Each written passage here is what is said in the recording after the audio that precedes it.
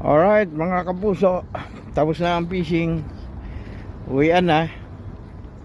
At least may nadali naman tayo. Ayan, isang plastic na isda. Ayos, panalo.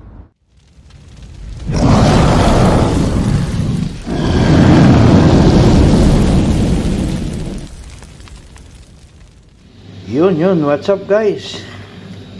Ito yung huli natin kagabi. So lilinisan natin. Yung iba nagupit ko na. Ayun o. Kaya ang gagawin natin, magluluto tayo ng kumbaga inihaw na sinabawan. Yan. Kung tawagin sa ibang lugar ay nilagpang daw. So ang gagawin lang natin mga kabisyo ay tanggalin lang natin yung hasang at laman loob.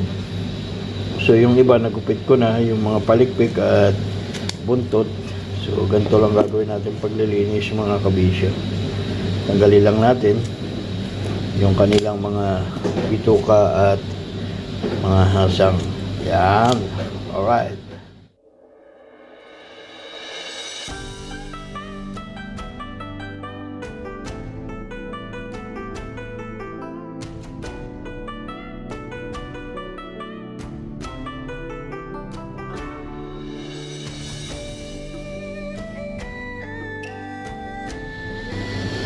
Ayan guys mga kabisyo, ang gagamitin po natin ay yung ating portable na kalan tsaka yung portable po nating ihawan. Ayan. Yung iba po ay nilalagay nila ng direkta sa ihawan, pero ako po ang ginagawa ko po ay nilalagyan ko po ng konting mantika para hindi dumikit. At kung may tatanong nyo po mga kabisyo, yung aking pong mantika ay galing po sa aking piniritong chicken skin ng mga nakarang araw para menos gastos, kumbaga tipid-tipid tayo. Pwede naman to mas malasa pa nga ito, di ba mga kabisyo? Iyan yan natin iihawin na may konting mantika yung ating isda. Check bago natin sila hiwa-hiwain. Yeah. Sabi natin sila na maayos. Okay. Yeah.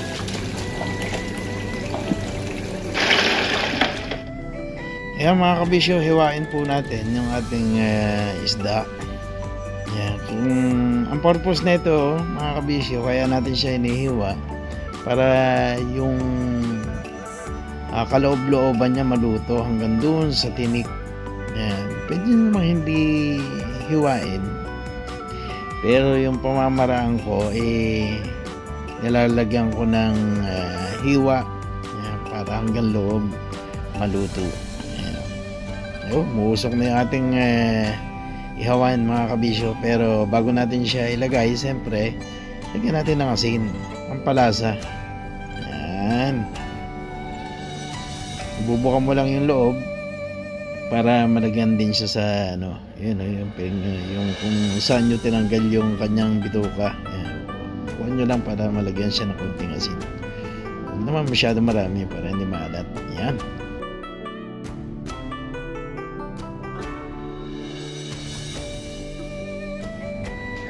So ito na mga kabisyo, at isa-isahin na natin ilagay yung ating darito sa ating pan.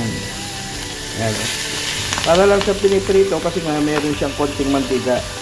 Ang purpose po ng mantika mga kabisyo ay para hindi dumikit yung ating isda. Although may kaliskis naman siya, pero mas maganda na lagyan natin ng mantika. Nasa inyo po yan mga kabisyo kung anong po yung style na gusto nyo. Pero sa aking pamamaraan, bukod na rin sa aking konting kakaibang gustong ibang lasa ba, magkaroon siya ng konting oil para pag nilagyan mo sa sabaw, may lasa, di ba? May kakaibang lasa. Yan, alright. At ito na nga mga kabisyo, yung ating iihaw. Yun, babalik ka rin po natin. Yun, ganda ng kulay. Panalo. Ayun. Ito yung purpose, mga kabisyo, kung bakit nilagyan ko siya ng mantika. Although may kaliskis naman, pero mas masarap kasi pagka may konting mantika. Tsaka yung lasa, may konting twist yung lasa. So, pagkatapos natin yan ibalik na rin, lagyan na rin natin ng takip para yung init hindi masayang. Yan, lagyan natin ng takip para madali siyang maluto. Alright. So, ito na mga kabisyo. Yan ganda ng pagkakaihaw natin mga kabisyo. Alright. Yan Yan goods na goods. Panalo. Alright. Ang huli natin. Yan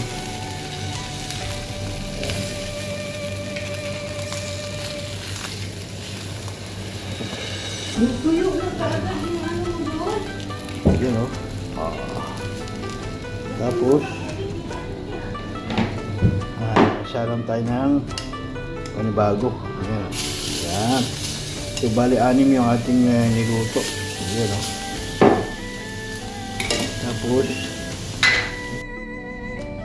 okay, ito magsalang ulit tayo ng dalawang isda. Ito panghuli na ito. Lagyan ulit natin ng mantika, ang 2 kutsara. Goods na yan para hindi lang dumikit. Alright, at ito na mga kabisyo, yung finished product ng 2 isda natin, last 2 fish na ating inihaw.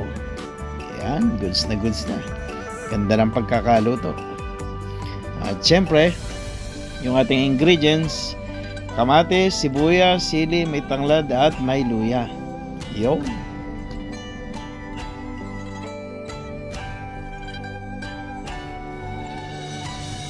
Yun, kumukulo na mga kabisyo.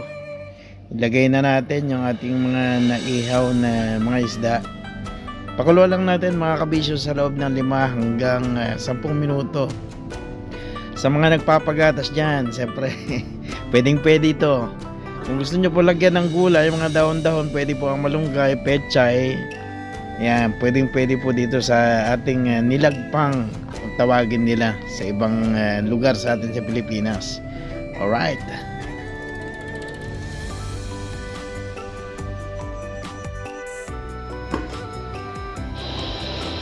Yun, tikiman time mga kabisyo.